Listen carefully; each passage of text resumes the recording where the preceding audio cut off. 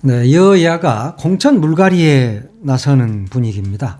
특히 국민의힘이 중진들에게 페널티를 부과하고 또 청년들에게는 대폭 혜택을 주는 방향으로 공천 룰을 확정했습니다.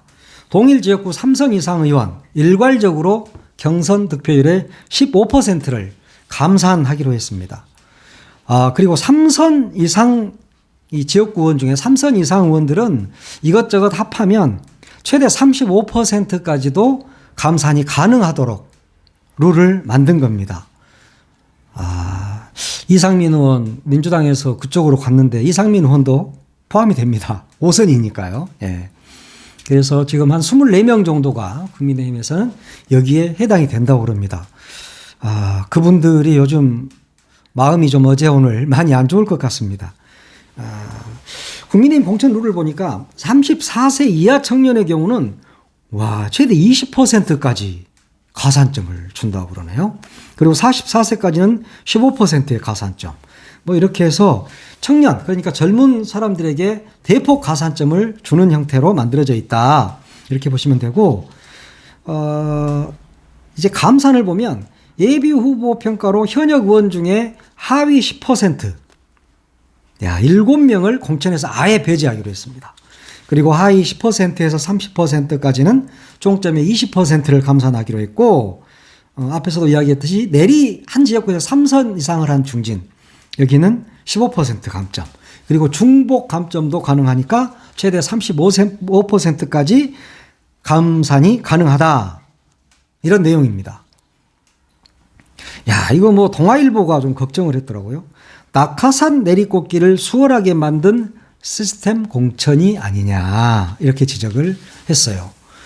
그렇게 되면 중진하고 신인이 붙게 되면 무조건이라는 표현은 좀 그렇지만 신인이 굉장히 유리하게 됩니다. 중진이 60%를 얻고 신인이 40%를 얻어도 중진은 일단 60%에서 15%를 감하잖아요. 거기다가 만약 하위 30%다. 그러면 또 20%를 감해. 그러면 35%를 감한단 말이에요. 그러면은 60%를 얻은 중진은 40%가 안 됩니다.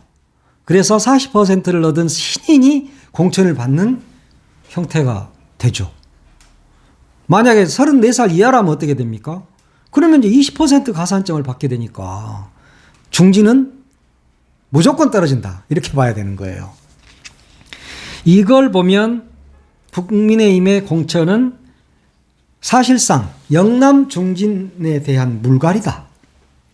이렇게 한마디로 이야기를 할 수 있을 것 같습니다. 국민의힘의 중진이 대부분 다 그쪽에 있잖아요. TK에 있고 부울경에 있으니까. 그러면 중진 물갈이를 왜 하냐? 영산 참모들 집어넣고 검찰 출신들 집어넣으려고 그런 거 아닙니까? 그건 누구나 다 아는 거고 이제까지 이야기가 돼 왔던 거니까. 특히 용산 대통령실에 있는 참모들을 위한 자리 만들기다. 이런 지적이 나올 수밖에 없는 거예요.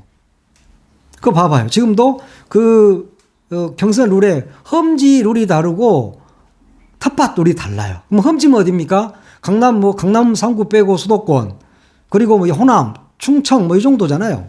그런 거기에는 당원 20%에 일반 시민 80%로 경선을 하게 되어 있습니다. 그렇지만 TK, 강남 3구, 부울경 여기는 50대 50이에요. 그러면 당심이 그만큼 더 많이 들어가도록 배려가 돼 있다. 그 말인 거잖아요. 그러면 그것은 바로 용산 공천을 하겠다는 의도다. 이렇게 볼 수밖에 없는 겁니다. 대부분 이제 서울 강남하고 영남으로 갈 거 아닙니까? 용산 출신 참모가 그리고 검찰이 호남으로 오겠습니까? 그리고 서울의 강남 3구를 제외한 다른 데로 가려고 하겠어요? 거기 가면은 곧 죽음인데.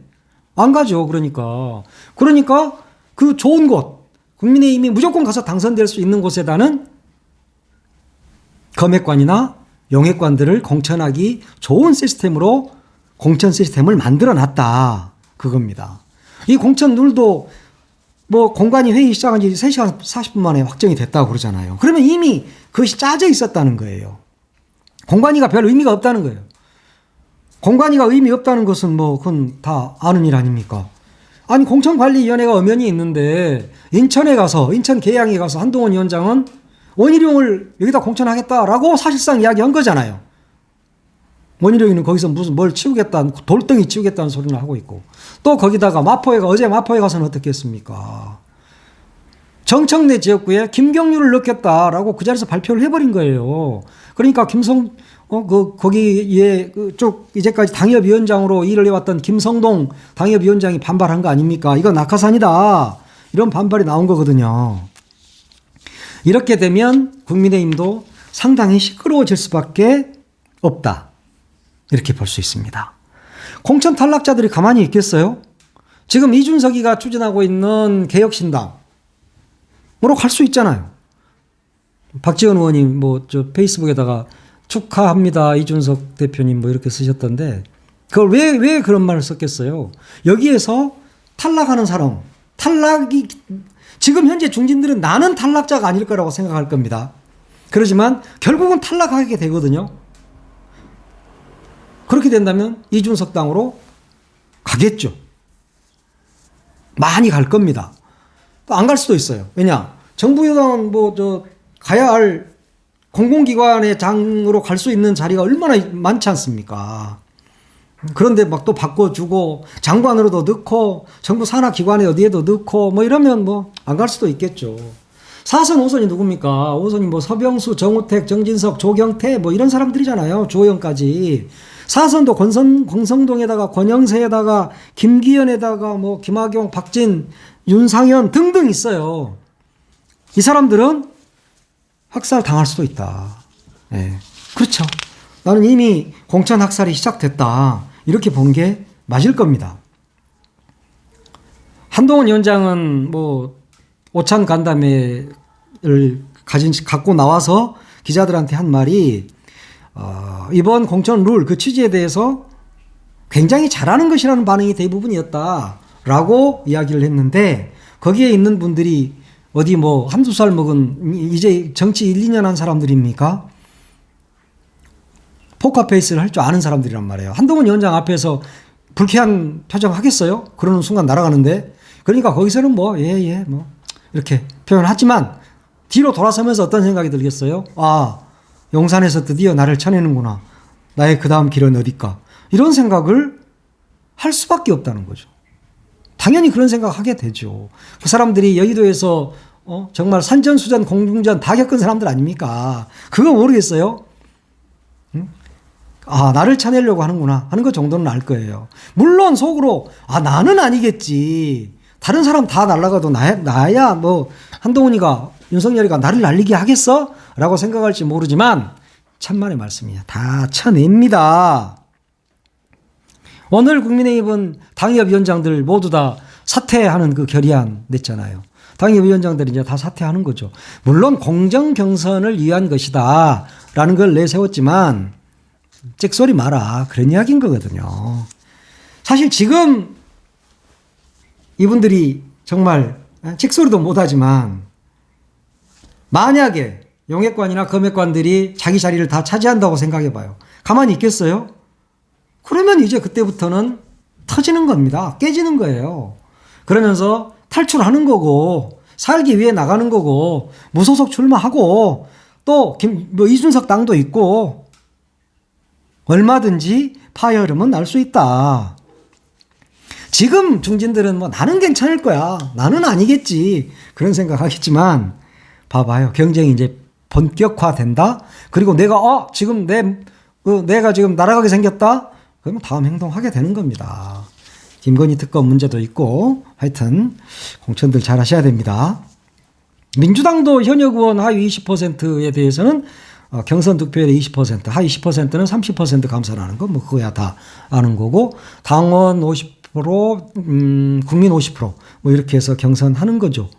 그런데 민주당도 문제는 많이 있어요. 지금 이미 탈당이 시작이 되기는 했고, 일부가 탈당하에 나갔습니다만 더 이상 얼마나 나갈 사람이 있겠습니까? 그러지만 이런 것들은 리스크란 말이에요. 그리고 친명, 비명 이런 공천 놓고 지금 벌써 싸움하고 있는 거잖아요. 이런 것들도 민주당도 사실은 앞으로도 잡음이 나올 수 있다. 왜냐하면 인적 쇄신을 외치면 그 인적 쇄신을 외치는 순간 그 반작용으로 바로 파열음이라니까. 파열음이 또 나오게 돼 있어요. 이걸 어떻게 적절하게 해내느냐. 이게 바로 리더십인 거예요. 한동훈의 리더십이냐, 이재명의 리더십이냐, 이런 것들을 봐야 된다. 그러면 무조건 교체가 답이냐, 현역들을 교체가 답이냐. 그러면은 뭐, 교체하면 다 인적쇄신이냐. 꼭 그렇지는 않아요.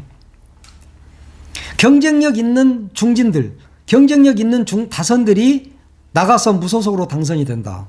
이럴 때는 그 당에 타격이 될 수밖에 없죠.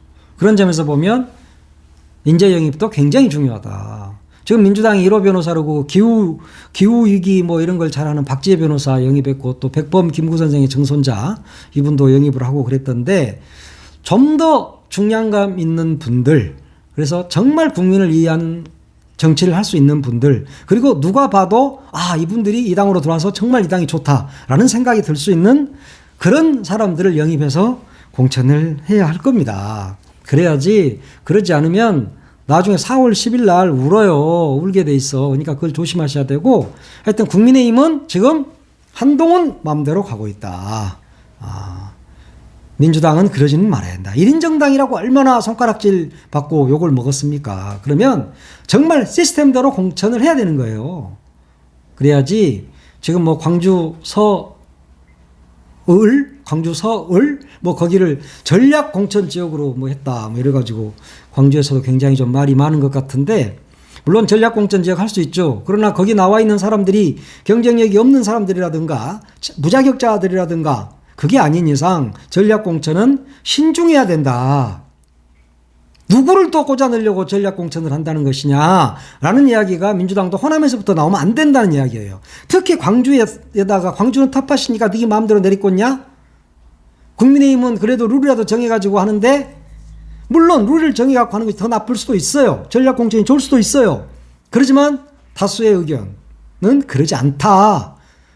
광주 공천 문제에 대해서는 따로 이야기를 한번 하겠습니다만, 전략 공천 한다고 그렇게 설치다가 광주에서마저 죽는 수가 있다. 그래서 조심하셔야 한다는 거예요. 예. 한동훈 위원장도 TK에서 정말 몽둥이 맞을 수 있고, 이재명 대표도 호남에서 매를 맞을 수도 있다. 공천들 잘하시라. 이런 이야기를 드립니다. 네, 오늘은 여기까지 하겠습니다.